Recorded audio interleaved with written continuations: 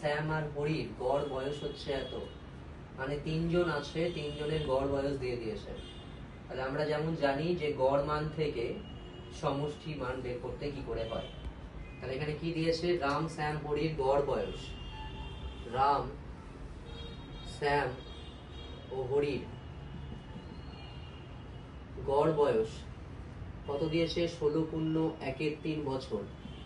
তার মানে কি 49/3 বছর। তাহলে তিনজনের মোট বয়স কত হচ্ছে,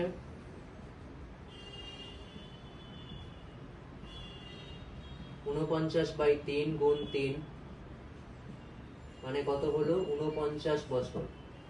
তিনজনের মোট বয়সটা আমরা পেলাম। এবার কন্ডিশন কি দিয়েছে, হরির চেয়ে রাম 4 বছরের বড়, আর শ্যামের চেয়ে হরি 1 বছরের বড়। তাহলে কি হরির চেয়ে রাম বড়, আবার শ্যামের চেয়ে হরি বড়। তাহলে কি আমরা যদি শ্যামের বয়সটাকে আগে ভাবি, তাহলে সেখান থেকে হরি আর হরি থেকে রাম এই তিনটে জিনিস বের করতে পারবো। আমরা যদি ধরে নিই, ধরি শ্যামের বয়স ক বছর, তাহলে এখান থেকে কি বলেছে, শ্যামের থেকে হরি 1 বছরের বড়। তাহলে হরির বয়সটা কত হবে, ক যোগ 1 এত বছর। এরপরে কি, হরির চেয়ে রাম আরো 4 বছরের বড়।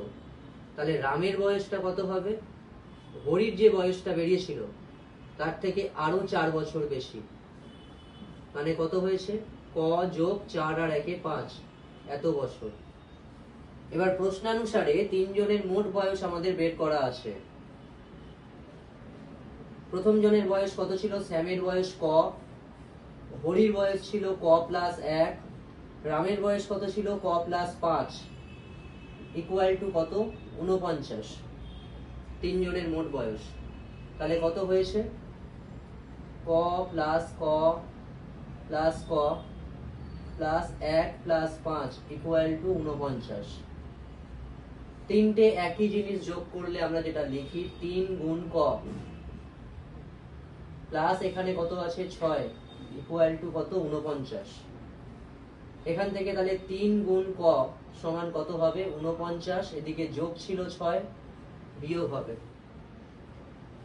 তাহলে 3 গুণ ক সমান কত, 43। তাহলে ক সমান কত হয়েছে, 43/3। এটাকে মিশ্র ভগ্নাংশে বের করলে কত হয়েছে,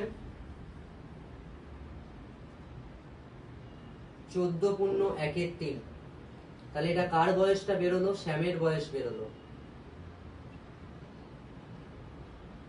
14.1 বছর। তাহলে হরির বয়স কি হবে, তার থেকে 1 বেশি, 14.1 যোগ 1 মানে 15.1 বছর। তাহলে রামের বয়স কি হবে, তার থেকে 4 বেশি, হরির থেকে 15.1 যোগ 4 মানে কত হবে, 19.1 বছর।